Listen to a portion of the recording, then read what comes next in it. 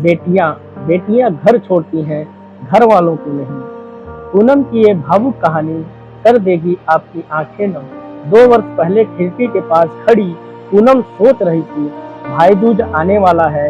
इस बार ना तो माँ ने फोन करके भैया के आने की बात कही और ना ही मुझे आने को बोला।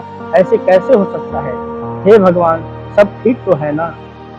अपनी सास से बोली, माँ जी मुझे बहुत डर लग रहा है, पता नहीं क्या हो गया, मुझे कैसे भूल गए इस बार। सास ने इजाजत देते हुए कहा, कोई बात नहीं बेटा, तुम एक बार खुद जाकर देख आओ। सास की आज्ञा मिलने भर की देर थी कि पूनम अपने पति के साथ मायके आ पहुंची, परंतु इस बार घर के अंदर कदम रखते ही उसे सब कुछ बदला बदला सा महसूस हुआ। पहले जहां उसे देखते ही माँ पिताजी की चेहरे की खुशी खिल उठती थी, इस बार उन पर परेशानी का झलक साफ दिखाई दे रहा था। पहले भाभी उसे देखते ही दौड़े चली आती थी और प्यार से उसे गले लगा लेती थी, और इस बार दूर से ही एक हल्की सी मुस्कान दे डाली। भैया भी ज्यादा खुश नहीं दिखे। पूनम ने जैसे तैसे एक रात बिताई, परंतु अगले ही दिन जैसे उसके पति उसे मायके छोड़ वापस गए, उसने अपने माँ से बात की। तब उन्होंने बताया, इस बार कोरोना के चलते भैया का काम बिल्कुल बंद हो गया है, ऊपर से और समस्याएं। बस इसी वजह से तेरे भैया को तेरे घर भी न भेज सकी। पूनम बोली, कोई बात नहीं माँ, ये मुश्किल का दिन जल्दी ही निकल जाएगी, आप चिंता मत करो। शाम को भैया भाभी आपस में बात कर रहे थे, जो पूनम ने सुन ली। भैया बोले, पहले ही घर चलाना मुश्किल हो रहा था, ऊपर से बेटी के कॉलेज का फीस, परसों भाई दूज है, पूनम को भी कुछ देना पड़ेगा। भाभी बोली, कोई बात नहीं, आप चिंता न करें, ये चूड़ियां पुरानी हो गई हैं, इन्हें बेचकर जो पैसे आएंगे उससे पूनम दीदी को त्योहार भी दे देंगे और कॉलेज की फीस भी भर देंगे। पूनम को यह बात सुनकर बहुत बुरा लगा। भैया भाभी ये क्या बात कर रहे हैं? क्या मैं यहाँ उनको तंग करके कुछ लेने के लिए आई हूँ? वह अपने कमरे में आ गई। तभी उसे याद आया कि शादी के कुछ समय पहले जब वो नौकरी कर रही थी, तो उसने बड़े शौक से अपनी पहली तनख्वाह लाकर पापा को दी थी।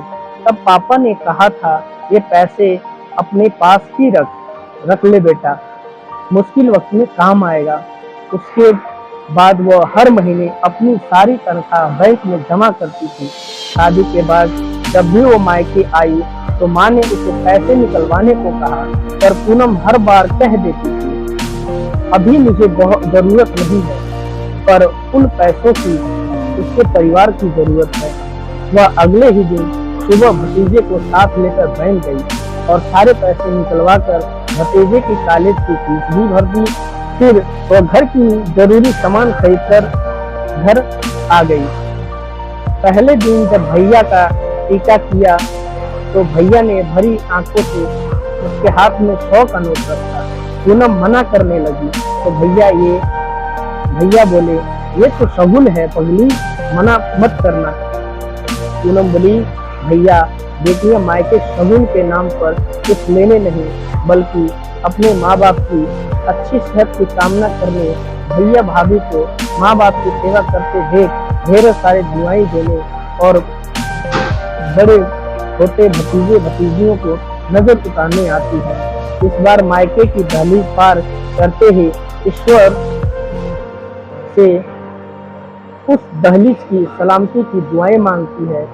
जब मुझे देख माँ पापा के चेहरे की रौनक आती है, भाभी दौड़कर गले लगाती है, आप लाड लगाते हो, मेरा शगुन मिल जाता है। अगले दिन पूनम ने मायके से विदा लेकर ससुराल जाने के लिए जैसे ही दहलीज पार कदम रखा कि भैया को फोन बज उठा। उन्हें अपने व्यापार के लिए बहुत बड़ा ऑर्डर मिला था। वे सोचने लगे, सचमुच बहन बेटियां मायके कुछ लेने नहीं बल्कि बेशुमार दुआएं देनी आती है। जब ये घर की दहलीज पार कर अंदर आती है तो बरकत भी अपने आप भीतर चली आती है। हर बहन बेटियों के दिल की तमन्ना होती है कि उसका मायका हमेशा खुशहाल रहे और तरक्की करे। मायके की खुशहाली देख उसके अंदर एक अलग ही ताकत भर जाती है, जिससे उसने अपने जीवन में पेश आने वाली मुश्किलों का वो डट कर सामना करती है। भैया की आंखों में खुशी के आंसू बहने लगे। तो दोस्तों, यहाँ पर यह कहानी खत्म होती है। आपको यह कहानी कैसी लगी कमेंट में जरूर बताएं, और अच्छी लगे तो एक लाइक और सब्सक्राइब कर दीजिए।